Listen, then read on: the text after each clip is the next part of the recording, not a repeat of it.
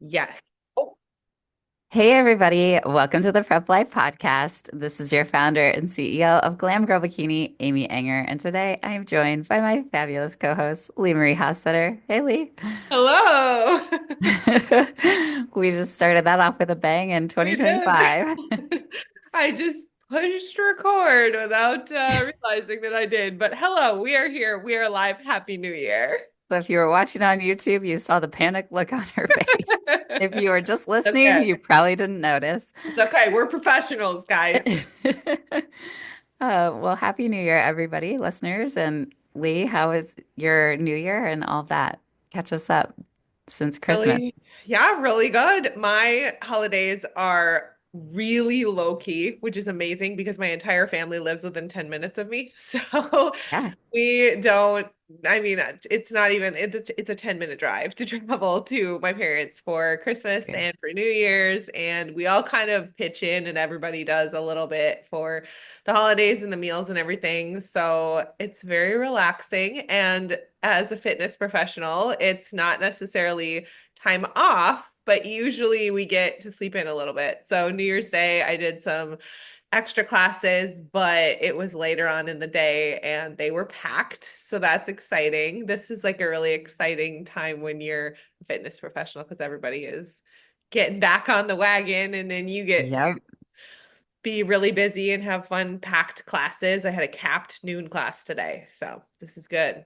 I love That's it. fun. Yeah, I love that. It's funny because, we got the challenge started off yesterday too, the Glamour Go challenge. And so just like so many people just getting excited about new goals for 2025. And but I went and so I'm home from Arizona as Mhm. of yesterday, and I did my first workout in a while in Beastified, and I was like, "So, Sid, did you have like an influx of people?" And he's like, "I don't really think we attract like the New Year's resolutioners." So it was like still like Marlene and I were the only girls in there. There were like probably four men, and just like we had free reign of the place. And I'm like, this is not a typical No, thing, but I think his is like just more long-term people that are just, yeah, his they're not gym like, is not the 6-week challenge gym.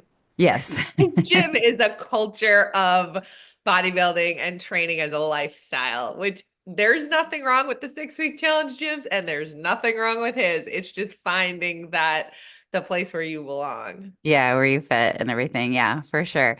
So with that, we have a Q&A, and I do think that our talk right now kind of segues into one of the questions from one of my clients, Kim. And so that's kind of how this episode's going to go. We only have three questions, but I feel like they're enough that we can kind of I go just got a in. fourth off of Instagram, so Oh, that's well, fine. there you go. Now we have four. So Go if for you it. do think of a question while we're talking and you're watching on YouTube, please pop it in the comments. We really appreciate that a lot. We just want to bring to you what you want to listen to. So this first question, do you want to read it from Kim? Yeah. So Kim asked about specifics of becoming a trainer. So the name of classes, from where, how many do you need to take, and how do you get clients? Yeah. Yeah. Yeah. So with that, it's you do not need a college degree. However, if you apply, I know this from experience, if you have an undergrad, a bachelor's of science in a related field, you don't necessarily need certain certifications. So, for example, at Lifetime, when I first moved here, I asked them about like what it would take to become a trainer at Lifetime in person. And they said as long as you have the related field, it doesn't matter that your certifications through ACE, which is still like it's a highly respectable, PT, personal training certification, but it's not like the gold standard. So if you do not have an undergrad in a related field, I remember they require that you had to have NASA, Mhm. which I know is your Mhm. certification. Can you tell us what that stands for? Yeah, so it's the National Academy of Sports Medicine. And so Mhm. I think, like you said, if you have a degree already, often they won't require a certification. If they did, there are several online that are relatively easy, especially if you have that undergrad. You could probably just study and take the test. If you just want to become a personal trainer without getting or without like going back to school, getting another degree, I would recommend NASM. I think it's they're all very similar, but NASM specifically has a very hard test. So I think it's just respected, and you have to either go in and do it in person or it has to be proctored. It's not open book. All of these things, they really go really deep into anatomy and like they have a continuing education course, which I'm doing right now actually on um corrective exercise, but there's a lot of corrective exercise in the actual certification too, which as a trainer is the majority of a lot of the things that you're doing. So doing a certification like that is definitely a great place to start. However, I wouldn't just do one and end there. You want to keep pursuing, always stay up on the research, learn how to read research, keep studying, follow other trainers or other fitness professionals that have degrees, masters, doctorates in that type of field because it's always growing and evolving, and you're always going to meet clients that present a new issue for you. So you're always going to be learning as you go. So that's where I would start. I would start with one of those certifications, but don't consider yourself just done at that point. And most of them require continuing education anyways, which is great because it forces you to keep educating yourselves. But you definitely have to have that. And then most of us are anyways, if we're in this field at all, but you have to have your CPR, AED, first aid courses and all like that. So that's probably where you want to start. And then as far as getting clients, you want to take that one? Well, I wanted to keep going like Oh, with sure. the first part, if you don't mind, just because I think you brought up a good point in terms of because I had the degree, I did the ACE because I already knew like I had the minor in physiological sciences. So I think that with like you said, the anatomy part I think is super important because you do need to know like the muscle groups and all of that. So if you don't have a bachelor's in science or something to that degree, then you need to do the NASM. And so there's other ones too, like AFA and ACE are the kind Okay. of the other two. Yeah. And then I would also and I don't know if she's asking specifically, just like when you say trainer, like if it is actually an in-person personal trainer or is it an online trainer, which I would definitely suggest getting the certification and also the gold standard, especially if you want to specialize in any sort of like tier three type of sport like bodybuilding or like you want to do nutrition for like any sort of sports nutrition to a high level athlete to do the precision nutrition Yeah. sports certification to me like it breaks every population down into three tiers and so for bodybuilders it has that tier but then and it also focuses on like nutrition around the workouts and how nutrient timing is so important but then also focuses on just like the weight loss side of things like with the different body types and yeah I mean I think pretty much all of them require continued education. I believe I've gotten like so many little minor Mhm. add-ons. I've done the corrective exercise one through ACE. I've done the weight loss management through ACE.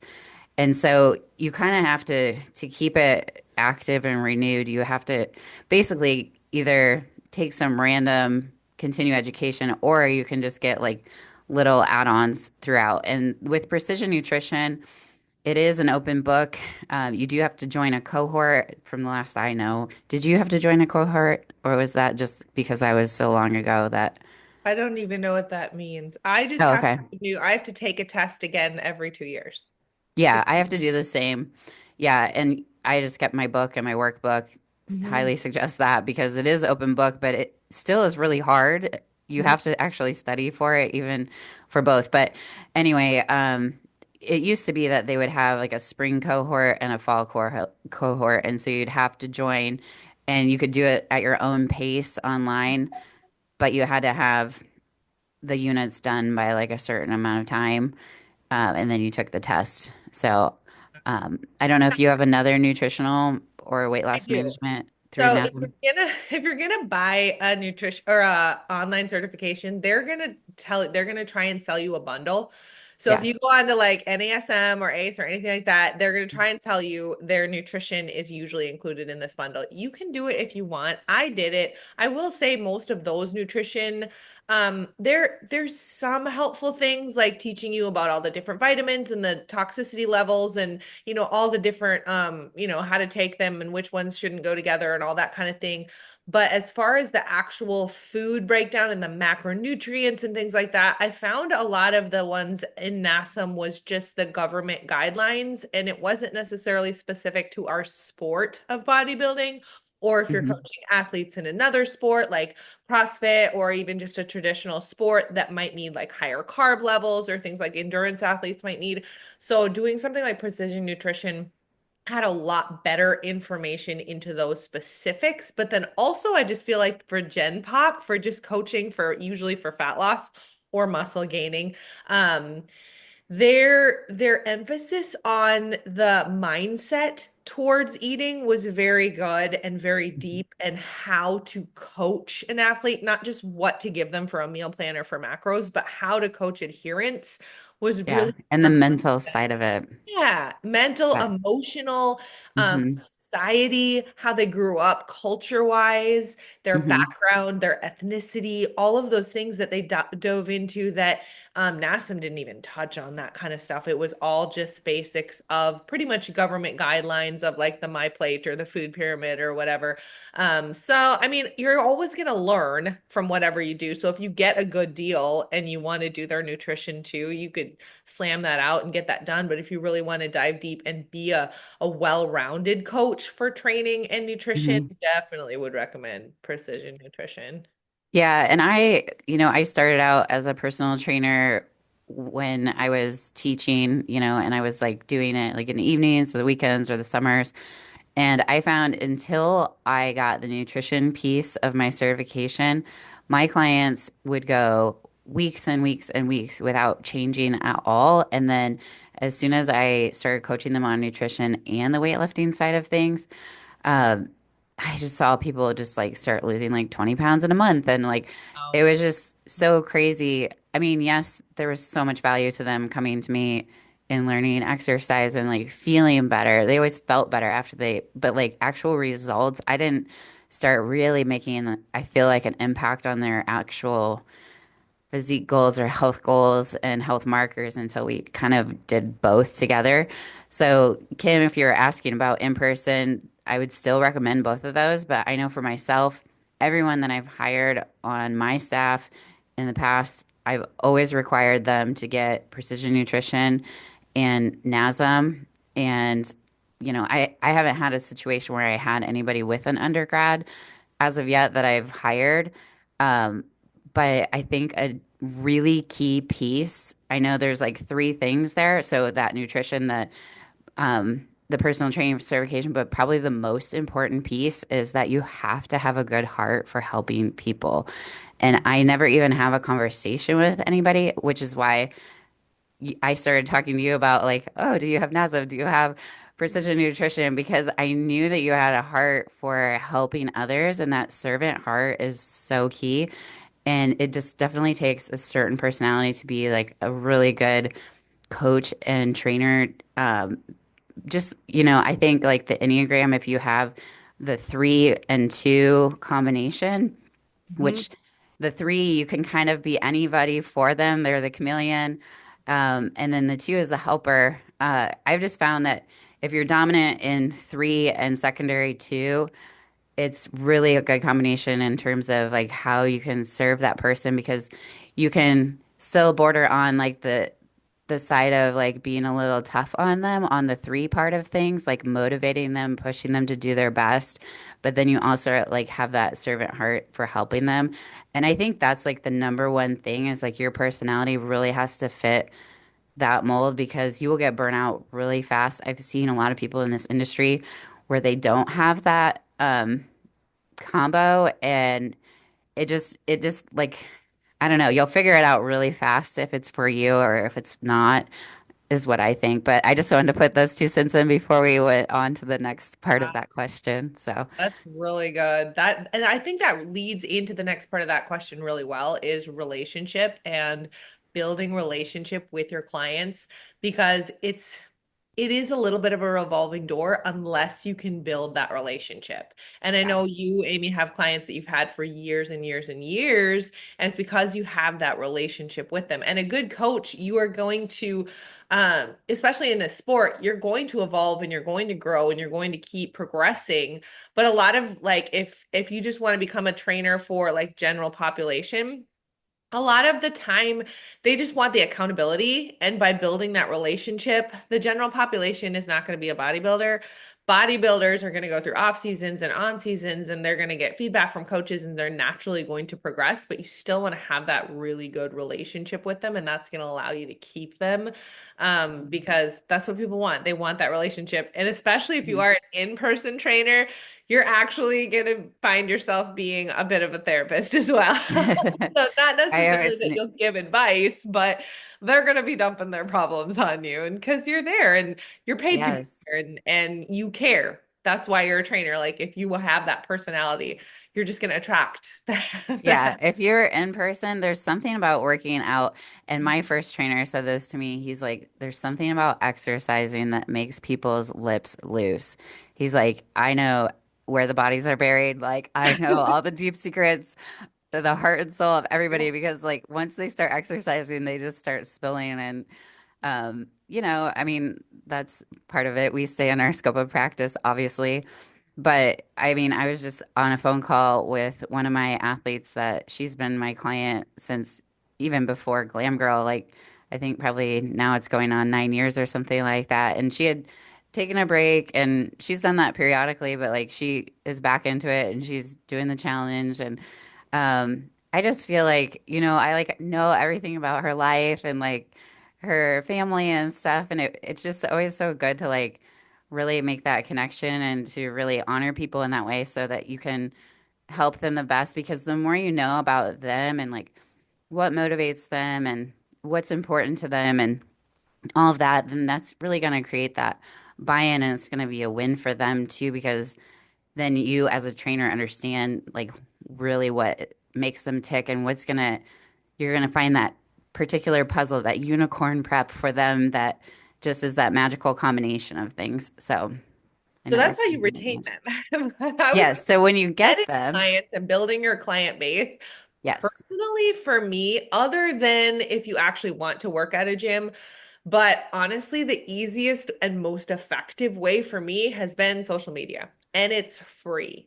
And if you post what you're doing, if you post little reels that give education pieces, if you are constantly in your DMs replying to people and building relationships and replying to comments, post a lot, post every day, post fitness content, post really good content, and interact with people. Follow accounts that are also fitness influencers. Build your social media platform. I would say I've gotten probably 80% of my clients from really. social See, media. I'm the total opposite.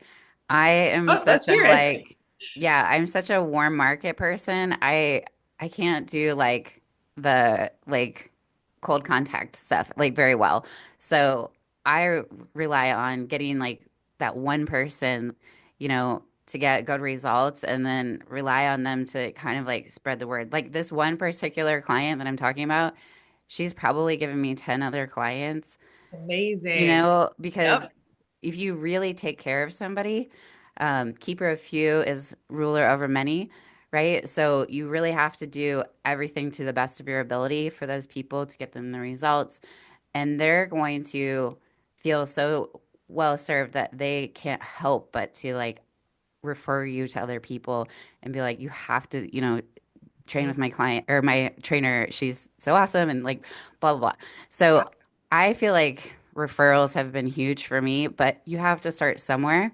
So for me, when I started personal training and when I started this whole thing, is I would offer free body fat, like so I worked out of a Y, and so we Okay. were allowed as trainers to do a body fat. Like we had these bioelectrical impedance things that it was free for members, but I could run it on them and go over the results. And so then I would talk to them about their goals, and that's how I first got clients was offering something for free. Then they kind of like heard me talk about like, that I care about their goals, like they could see that I was like, like this is what some things that I might, consider doing if based on these results or whatever. And then it led to, like doing a session and then moving on to other things. So I think if you can offer something of value that is free, um, I think that that can be kind of like a stepping stone into, you know, creating like a rapport and a relationship that they would want to buy more from you. Because like if they're getting this for free, then what do you give them when they're paying you, type of thing. And so that's like how I always feel about it. I don't know. Yeah, I love that. I've never been really great with social media, and I didn't start when I started personal training in like 2000, I think it was like 12 or something. I just didn't really have Instagram as that platform. It wasn't really, I mean, I think I was on it, but like I didn't know how to use it or anything. I would say back in the day, I maybe used Facebook a little bit. Facebook's really good. Yeah, for live. Yeah, to market my business Yep. a little bit. And I would say I got some here and there, but yeah, I think it just depends on the situation, Mhm. for sure. So, Yeah.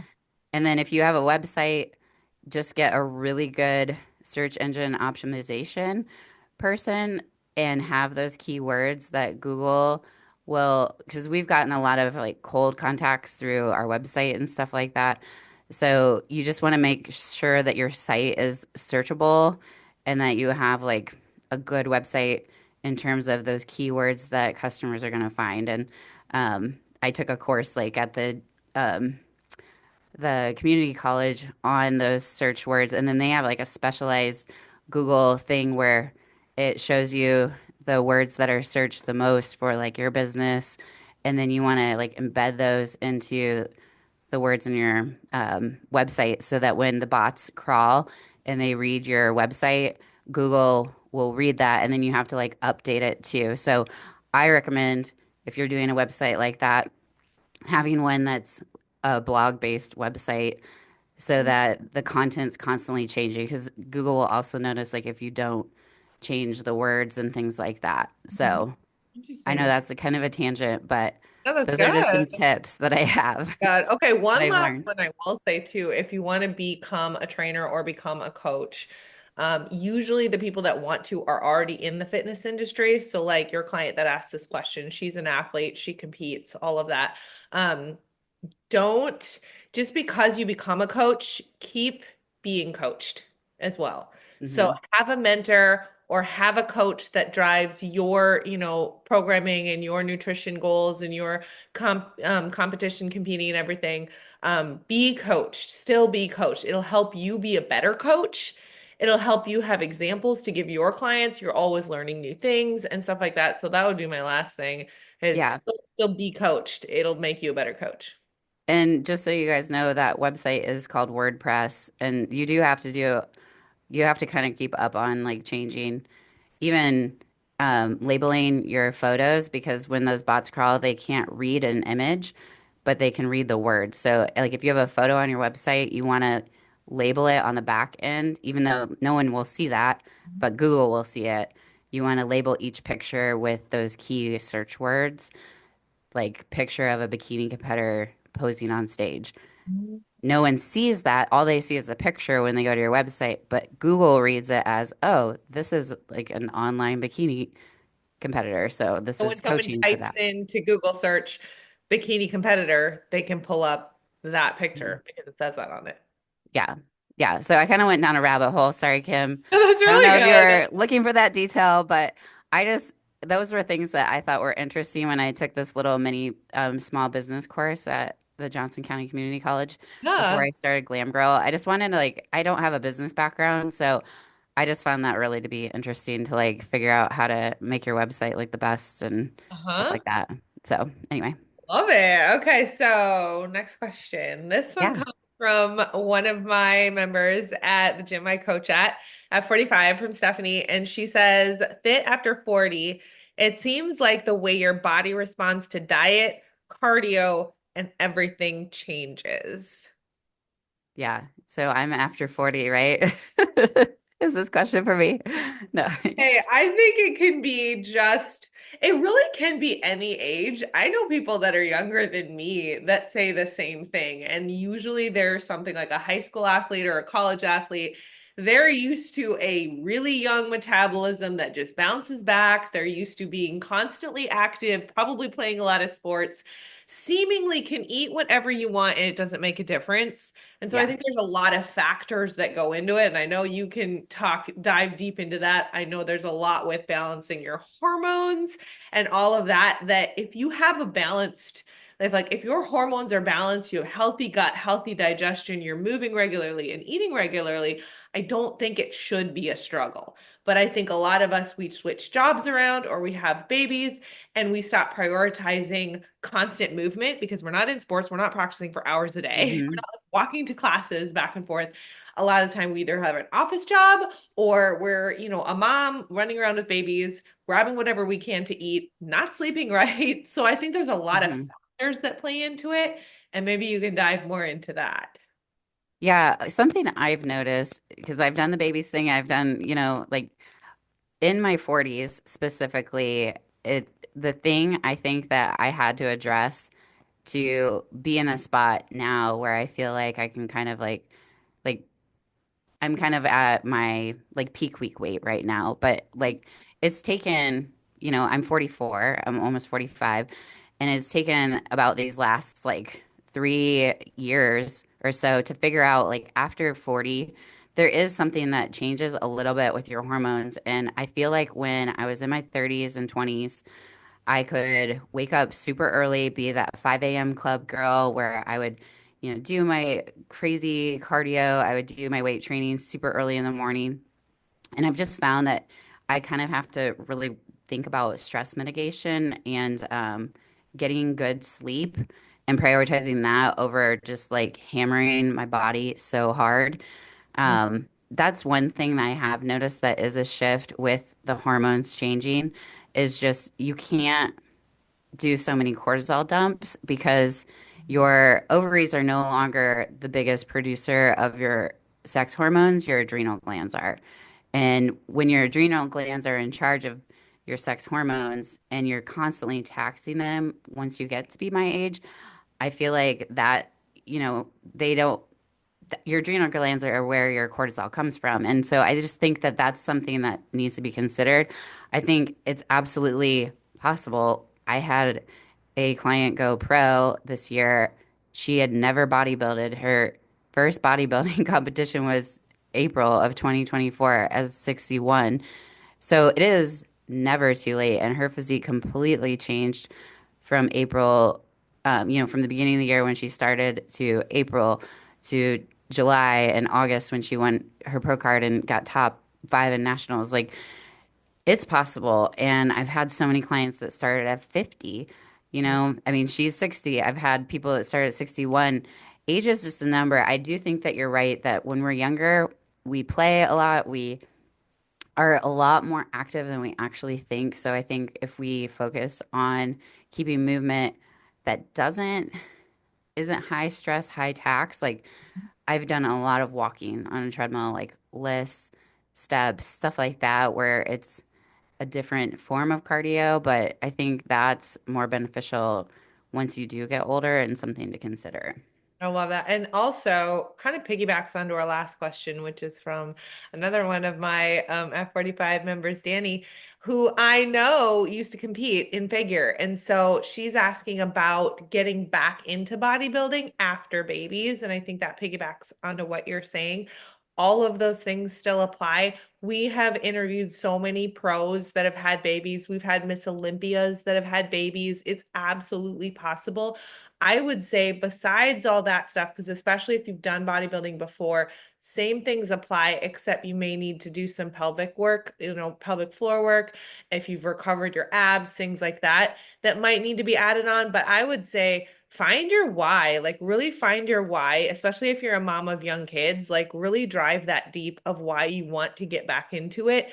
Prioritize, think ahead, see if this is practical for you, see if you're if your family, if you have support from your family and especially your significant other, really good tips before getting back into like competing as a bodybuilder, but definitely it's possible and people do it all the time. Yeah, I do think, and I was just talking to a young mother, and she was just saying how she had to like have her mom kind of watch her child while she took a shower. And I know that sounds like so basic, but like as a young mother, you don't have time to like take a shower if you're by yourself and you're with a newborn. It's like just getting time for that is a stretch. And so I think that it's really important that you work out while little heads are asleep. And so that's why I think, I was in the 5 a.m. club. I mean, I was that person that, I had both my kids and then I started bodybuilding. So my husband would meet me at the gym with both my kids. So I would drive at like 4:30 or 4 o'clock. I'd wake up super early, like 3:34, drive to the gym, work out. He'd meet me in the parking lot. I'd drive 45 minutes, drop them off at daycare, go to school, do my cardio like on my lunch break, and then I would drive back home. I mean, it takes more planning. I will say that it's obviously it's possible, but it is like for new, parents, like if you haven't been in that realm, you really have to be intentional about where you fit in your time, and it's definitely doable.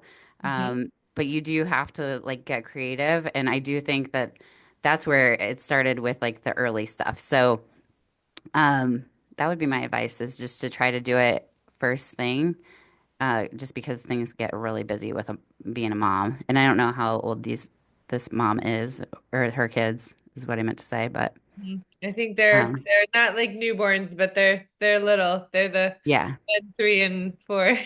Yeah, so yeah, you almost have to be part of that 5 a.m. club. Yeah, that's great. Otherwise, it's really tough. And like you said, a good support system. Well, I Mhm. know you have to hop off. I It's got one last quick question. We got okay. 5 minutes. So this is just fun. I just got this off of Yeah. Instagram. This is from one of my trainers, Mel, and she asked, "Do you ever just not work out even for one day, like a true rest day? No active recovery, yoga, walk, or anything. Just chilling on the couch all day." Do you? That would be a good question. I think she Um, wants you to know. so I usually have a day, maybe once a month. And it's usually a Saturday that I literally probably sleep 14 hours. It's just like one day, and my body's like just Okay. shuts down, and I just literally sleep that long. And that day I'll have like 2K steps or something. Like I literally will not leave the couch, and my body just decides. But other than like that happening, and it's usually random, if I take a rest day, I usually still hit my steps. And it's just if I take a rest day, I'm usually not lifting that day. So that's what I consider a rest day. Yeah, I mean, I would say even when I have a rest day, like for example, Christmas, like I didn't go to the gym. I spent time with family, but I still went on walks outside in Arizona. And then, like, I think we took New Year's Eve day off of the gym, but my whole family, we went on a hike. So I don't know. I'm just a very active Mhm. person. And I think the only days that I do absolutely nothing would be if I'm absolutely so sick. And those are very rare. And I Yep. know when I'm really sick because I can't do any movement. And that's just rare because I'll try to even suffer through or like sweat it out when I'm, Yep. you know. But Yeah. I think you just have to listen to your body. I think, you know. Find what works for you. What works for us, Yeah. we really enjoy what we do, and it's fun Mhm. for us to go to the gym. It's very hard for us to take rest days. So Yes. but for you, if going to the gym 4 days a week and taking, 2, 3 rest days works and you can be consistent with that, that's great. You don't Yeah. have to be like us. Yeah. It should feel relatively easy, even though it's hard to push yourself to stay in shape. But Yeah. I just feel like not breaking the chain. I just feel like all objects in motion stay in motion. And I don't know, like there's something about it. Like it won't be as intense or whatever, but I still just feel better when I have a little bit of movement, even if it's something really light and it keeps relaxing. momentum going. It keeps the momentum going. If you're riding Mhm. a bike and you keep going, even if you slow down, it's easier to speed up. If you stop, it's harder to get going again. Yeah, because all objects in motion stay in motion. Yeah. Right. Great questions, guys. Keep asking us questions on Yes. these episodes. Yes, I love it. Please tag us on Instagram at Prep Life Podcast or at Glam Girl Bikini. And if you feel it in your heart to leave a rating or review, that just helps other people to find the podcast. Be sure you're subscribed because, man, we have been so random on our days of podcasting. So you want to make sure you don't miss an episode. And if you would like to apply for the team, you can go to glamgirlbikini.com and hit the get started button. Hopefully, the SEO will work and you'll be able to find us. No, just kidding. Thanks for listening, guys.